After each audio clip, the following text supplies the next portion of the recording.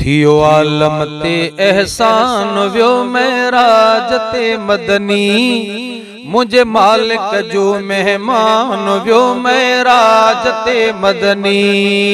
थियो आलम ते एहसान व्यो महराज ते मदनी, मुझे मालिक जो मेहमान व्यो महराज ते मदनी। मुझे मालिक जो मेहमान व्यो महराज ते मदनी, मुझे मालिक जो मेहमान व्यो महराज ते मदनी। सुबहानल्लज़ी असरा पढ़ तू डाका मोहब्बत इश्क जा चढ़ तू।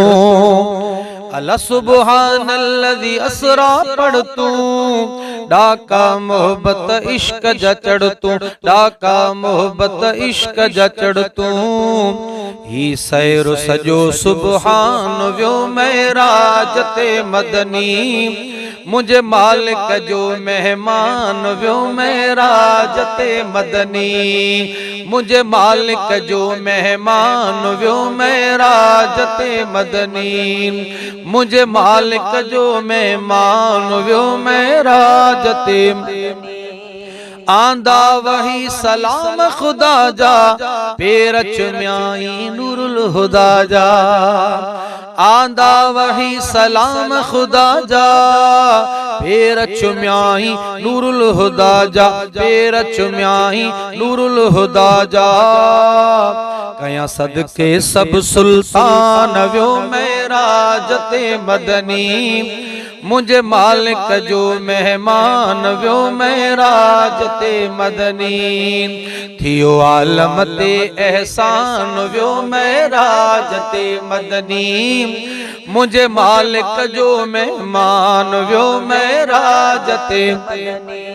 मुझे मालिक जो मेहमान व्यो महराज ते मदनी, मुझे मालिक जो मेहमान व्यो महराज आहे। अख जी इंतहा जा थे कदम रखे प्यो बुरा कुता थे।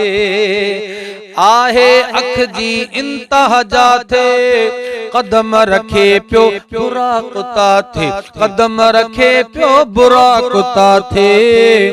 आई सवारी आली शान व्यो महराज ते मदनी, मुझे मालिक जो मेहमान व्यो महराज ते मदनी।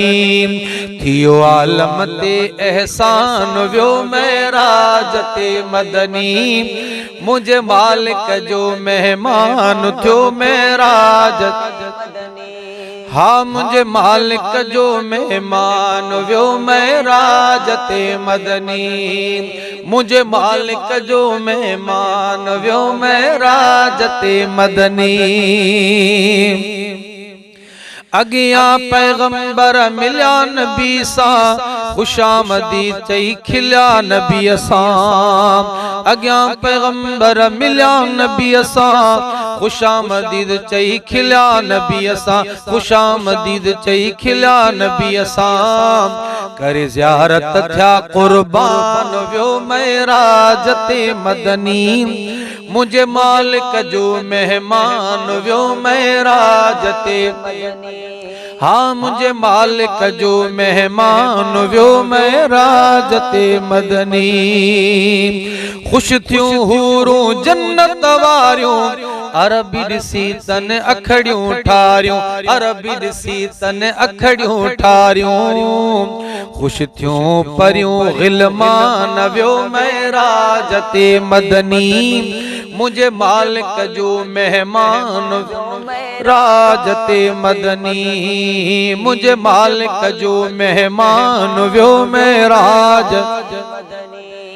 थियो आलम ते एहसान व्यो महराज ते मदनी, मुझे मालिक जो मेहमान व्यो महराज ते मदनी, मुझे मालिक जो मेहमान व्यो महराज ते मदनी, मुझे मालिक जो मेहमान व्यो महराज ते मदनी।